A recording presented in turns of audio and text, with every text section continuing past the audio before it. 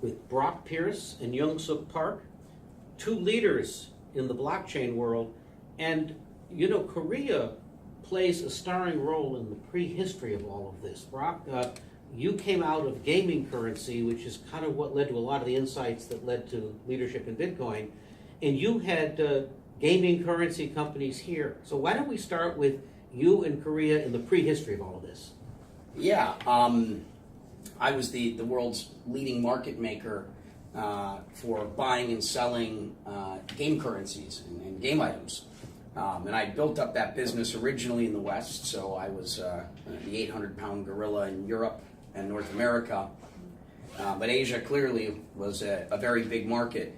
Korea was essentially Mecca of the online games business. The amount of gamers playing, all of the massively multiplayer games in Korea was unlike anywhere in the world. For most people that don't know this, the number one, most rated show, what we would think of as American Idol in the U.S., was gamers playing games. I mean, to be a professional gamer was to be like a Michael Jordan over here. You would get 7-figure sponsorships from organizations like Nike.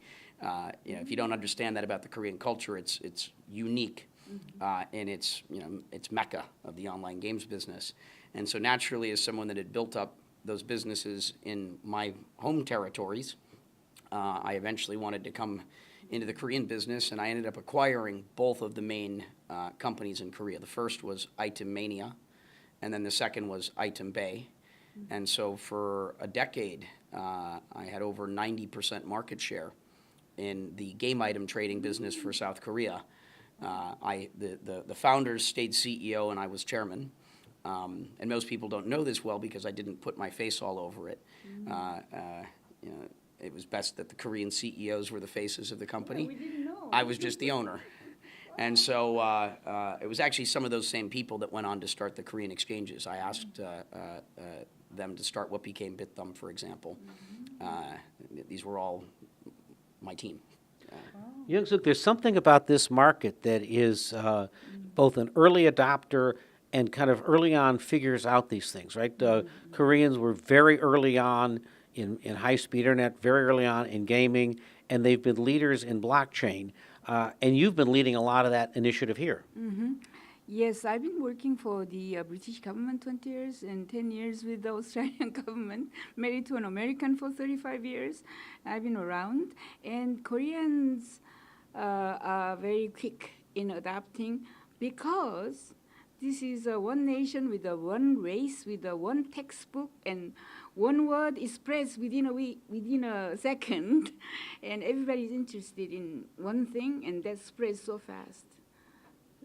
That is what I assume why we are so fast in certain things. It's interesting coming over from Silicon Valley, which we normally assume is in the leader and fast at things, but there's a culture here that kind of understands that decentralization is exactly where things are going.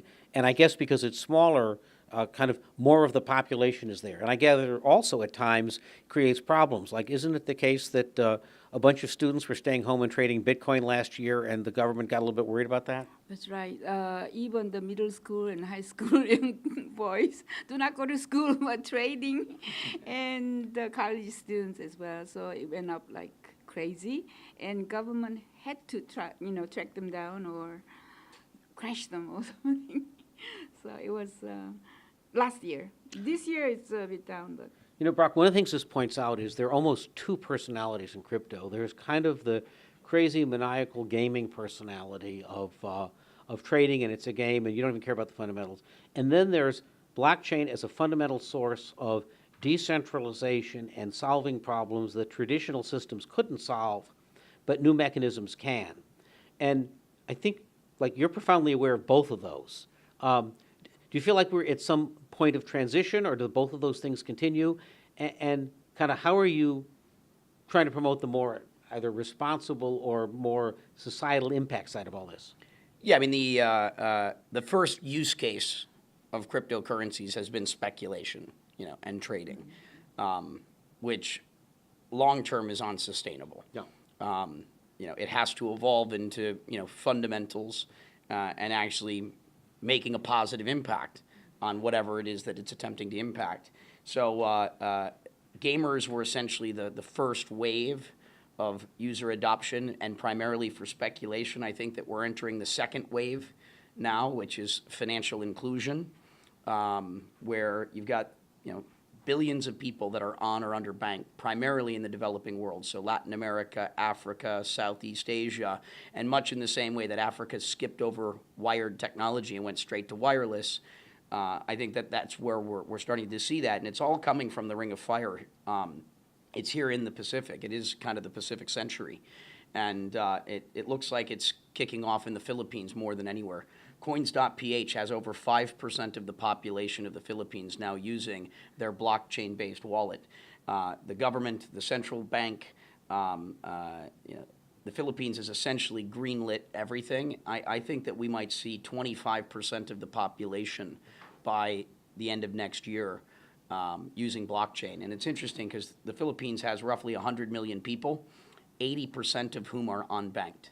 And so, this is going to be one of those great use cases. How do we positively impact the lives of 1 billion people? The unbanked is clearly it. We're democratizing the global financial system in a way where every human being on the planet is going to have equal access, and it's the least fortunate billions that are going to stand to benefit the most. And I think that we're going to see that in a big way, starting in the Philippines. Korea is obviously leading the world right now in terms of market activity. On a per capita basis, there's nowhere even close to Korea. Korea continues to be the Mecca, and that is because of the gaming culture. Gamers understood that virtual currency has utility and has value, and they understood it from the gaming. It's why you're seeing adoption like we've seen in China and in Korea to the degree that we have, because these were the biggest gaming cultures. It almost perfectly maps. Where was online gaming popular? Where did trading of online game currencies, start? Literally market adoption around the world basically pairs to it almost perfectly. Yeah, this is why kind of a native understanding of these things gives you a native insight into where blockchain might fit. I was talking last night to a woman who's starting one of the exchanges here. We were having a conversation. In the middle of it, politics came up. I had a heated politics conversation with her partner, and I turned to her, and I said, and she's a young woman, and I said, I've noticed you've not brought anything up here. And she goes, well, my generation doesn't really care about politics. And I'm like, how can that be? It's the future. And where we got is, she said, I care about decentralization. I care about things that work and that are fast.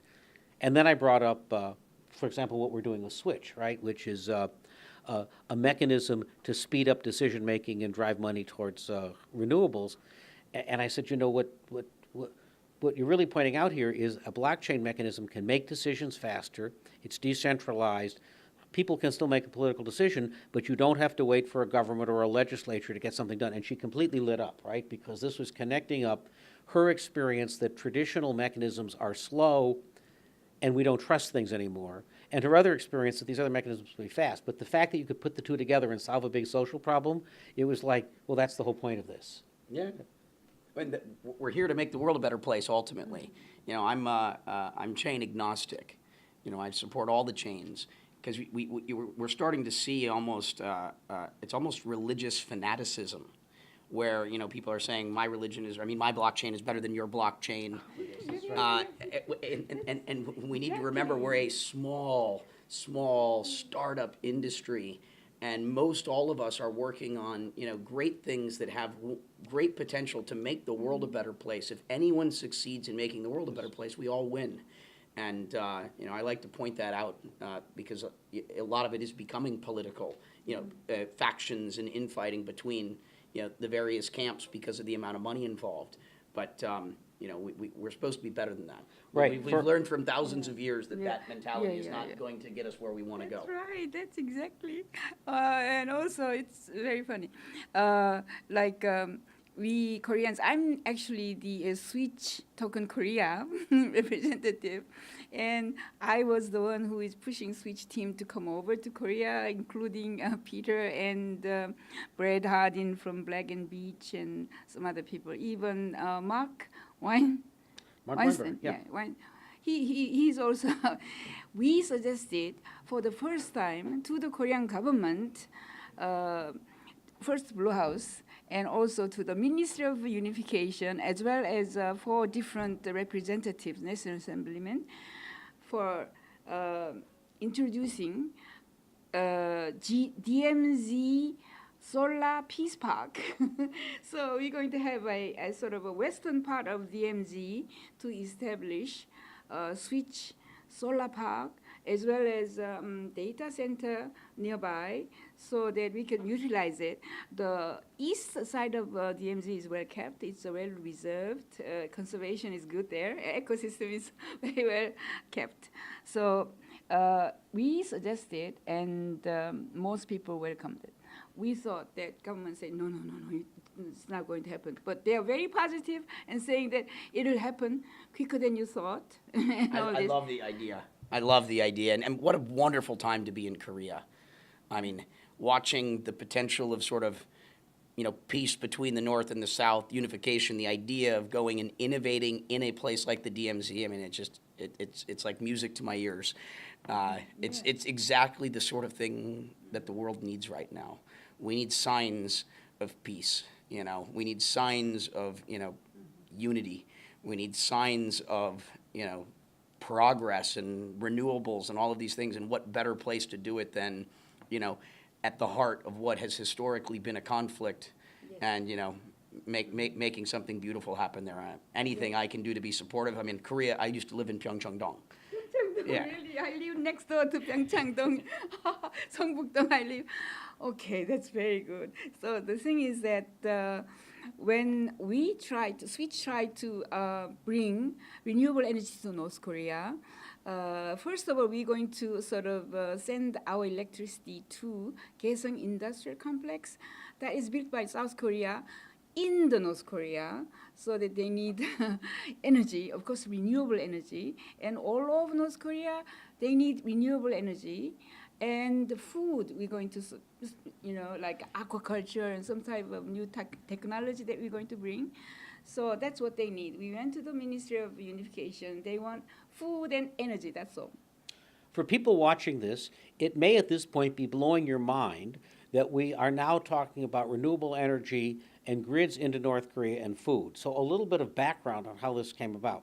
First of all, it is kind of astounding that in the now just 2 weeks since Trump and Kim met, in a way, this whole thing has given permission to Koreans to think about the possibility of connecting up. In a way, it allowed a story to happen where you threw out the fact that there was a war and you could accept the fact that actually you're one people and half the country needs some development.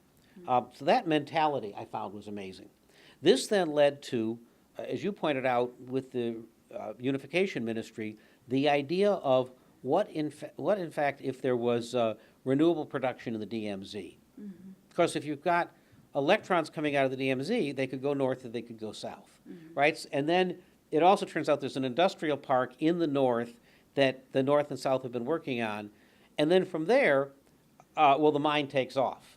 And all of these conversations have literally happened in the last 48 hours. I'm left with the fact that in many ways the people here in South Korea are reimagining what's possible and really quickly.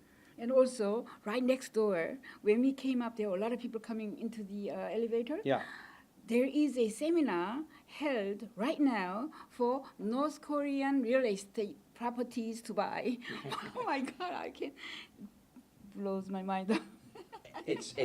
Again, what an amazing time. Yeah. What a wonderful thing to be watching happen, and you guys are at the heart of it. What a pleasure. Let's talk about two things. So we can come back. Let's come back to energy in a moment.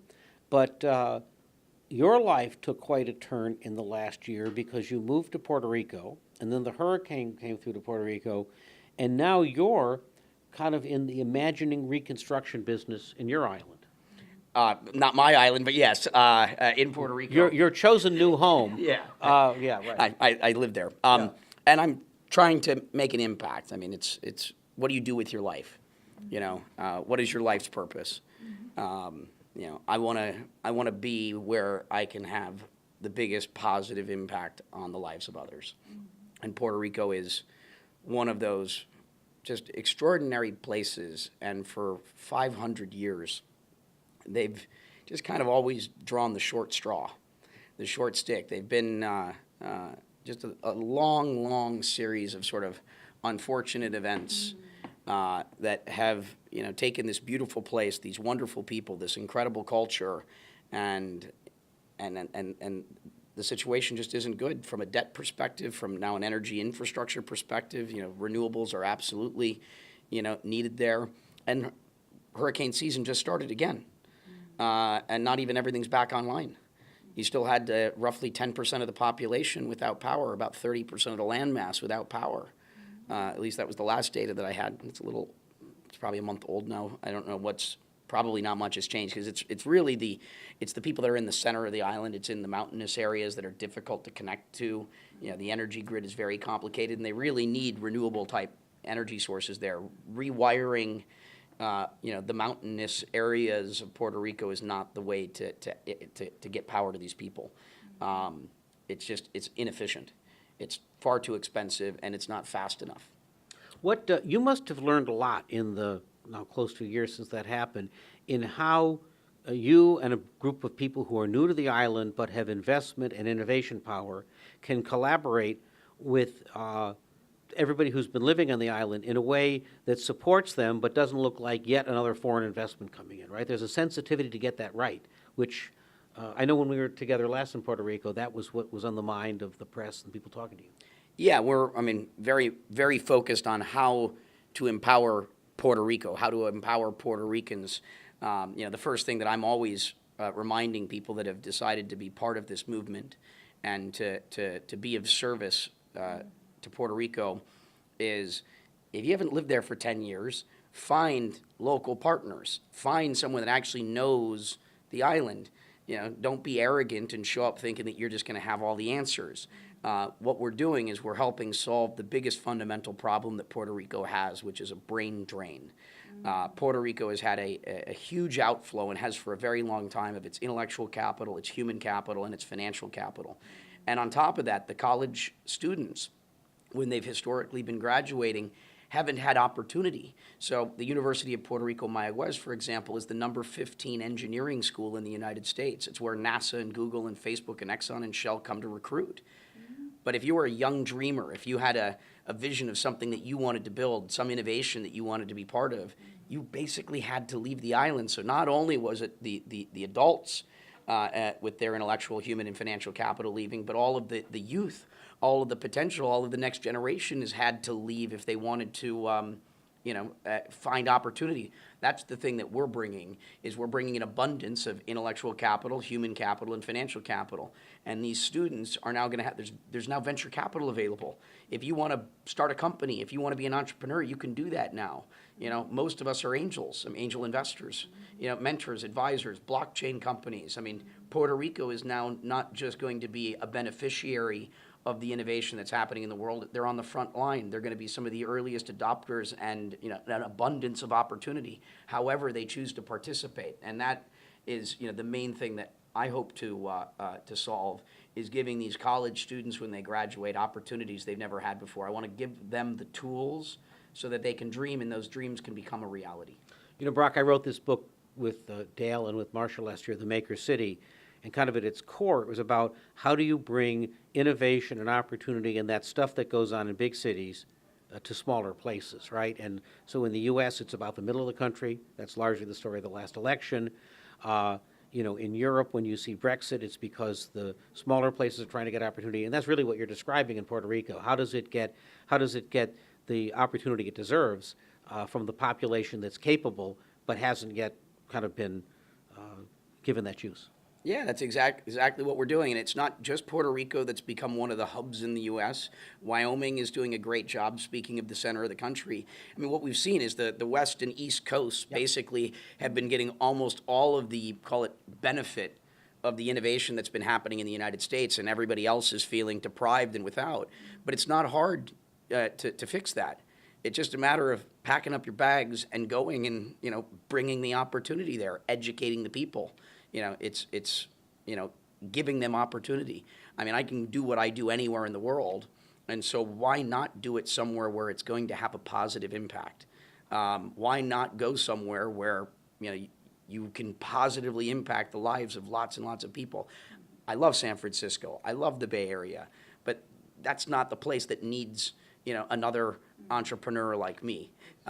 Places like, Puerto Rico, really, the impact is real. You can feel it. It's measurable. California's got a lot of that already. It doesn't need another guy like me. You and I both wrote books about maker cities. It's both about that. Yeah.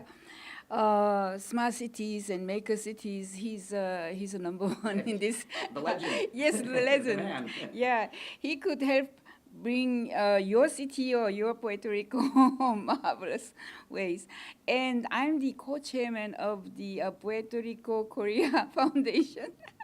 I'm amazed how amazing both of you are participating in helping Puerto Rico. I love this. And we're here in Korea right now. Yeah, another co-chairman is ex-governor of Gangwon province. He's right here to meet Peter Hirshberg.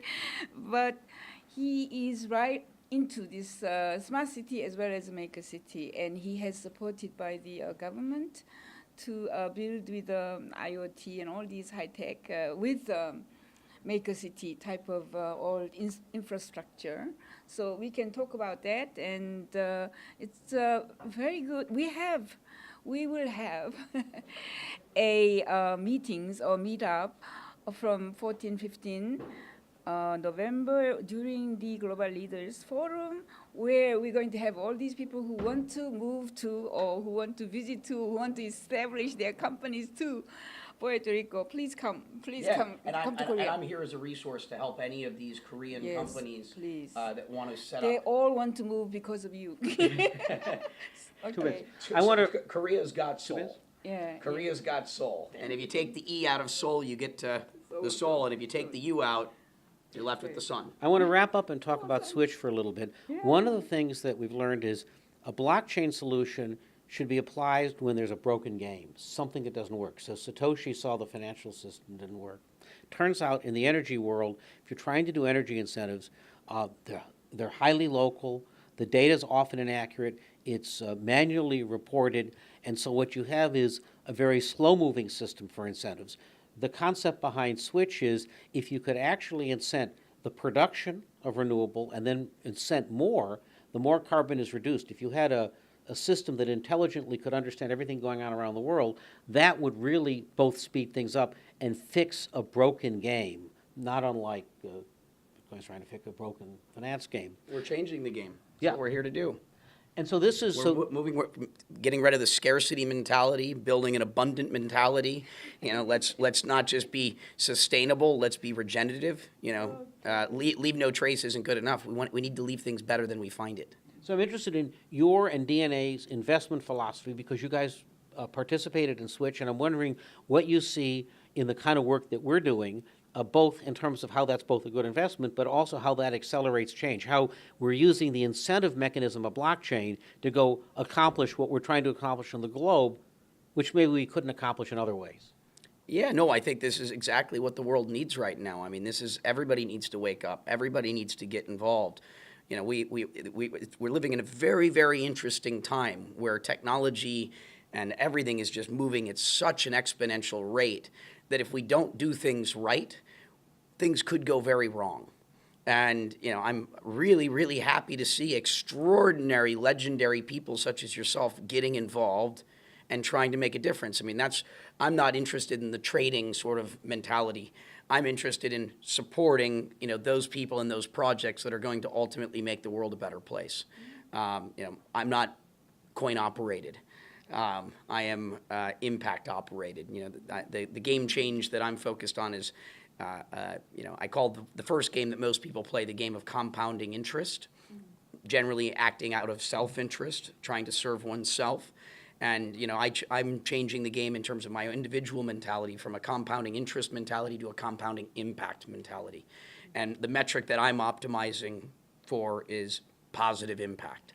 And you guys are exactly the type of project that fits square in the center of everything that I am about. I love what you're doing. I'm glad that DNA is involved, and I want to figure out how I can be of greater service. I've made a personal commitment to live my entire life in service, and I'm here to serve those in service first. There's been a lot of interest in Swytch here in Korea. Yes, a lot of investors, as well as those people who want to build solar panels and data centers. They are all coming to us. Very good, as well as North Korean investors. You know, we launched this month, and our first pilot customer is in Europe, and we already have 3.5 gigawatts operating on Swytch across Amazing. Austria and Germany. It's a lot of power. It's a lot of power. And one of the next use cases is a group called Lend-Lease that builds, operates, and sells power production. So they administer the RECs and the credits, like the government incentives. Did you know these things are all like manual? You actually fill out and you attest, I made 20 kilowatts, or I did it this hour. So it's often like manual. Can you imagine the overhead that takes? So there's an excitement to do it on IoT, to do it trusted through blockchain, right, and then have it administered in an automated mechanism. So there's just kind of all this rampant inefficiency to work through, and then you get to the opportunity to actually drive investment to renewables where it's needed most, in the fastest growing nations, where instead of diesel, now they can create renewables. Yeah, and the other thing that's probably not touched on very often is the centralized energy grids have many single points of failure. I mean, a tree falling down can knock out power grids. Just in terms of quality of life and knowing that we have infrastructure in place that, the centralized systems are, too big to fail. We need decentralized systems that are more resilient so that people can have access to power, which is essential to living their lives. And that's the other interesting point. The more you get decentralized, the more you have lots of different nodes that need to be coordinated, right? Well, there is no coordination point for energy in the world. So what you need is the benefits of coordination, but in a very decentralized way, right? So that's really what we're talking about here. We're talking about decentralized intelligence that can cohere a lot of separate nodes for greatest value, for greatest investment, and for greatest carbon reduction. Yeah, yes, please, more. Well, Brock, you and DNA have been big fans of and investors in what we're up to with Swytch. I'm wondering, give me a sense for your investment philosophy and the reason for your own interest. Well, again, I'm interested in projects where the team is experienced, but also trying to solve real problems and big problems that can have a big positive impact on people's lives. And Swytch is a perfect example of that. That's why I'm a big fan of Swytch. I love the fact that you've got such extraordinary entrepreneurs and leaders trying to build a community that's going to have, hopefully positively impact the lives of 1 billion people. That's my mission. And and I am here to support you in all the ways I possibly can so that you can be successful in positively impacting the lives of so many of us and the environment and the world around us. Thank you. I'm going to bring Swytch to Puerto Rico too. Yes, that's great. We're actually. By the way, Korea's been. I lived here. This was one of my homes. I mean, between Puerto Rico and Korea. I mean, This. I used to live here. I live in Puerto Rico now. So I always want to be in Seoul. Thank you. And there you have it. Yeah. With the soul. Got Seoul. Yeah, that's right. If you want to find the future, you have to come to Korea, detour over to Puerto Rico, and from there, if we can work on that, we can work in communities that can solve problems anywhere. Yes. Thank you, Brock. Thank you, Peter. Thank you. Thank you, Youngsook. Thank you, Peter. Next year in North Korea. Yes, please.